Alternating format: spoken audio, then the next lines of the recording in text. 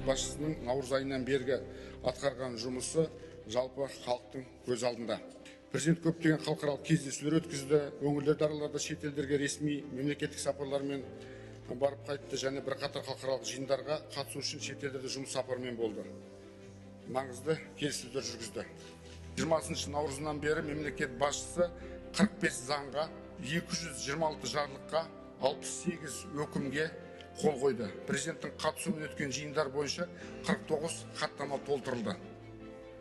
Қазақстан президенті биылғы 9 айда 112.796 шақырым жол жүрді.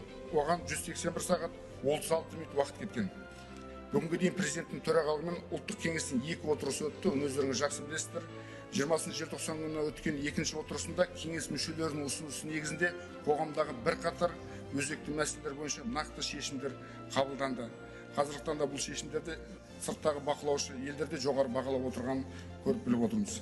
Президенттің баспасөз қызметі мемлекет басшысының қатысуымен өткен барлық іс-шараны бұқаралық ақпарат құралдарында, әлеуметтік желілерде тұрақты түрде жариялап отырады. Соның ішінде осы уақытқа дейін 35 апталық бейне шолу, президент сапарларының қорытындысы бойынша 50-ге жуық бейнеролик жасалды.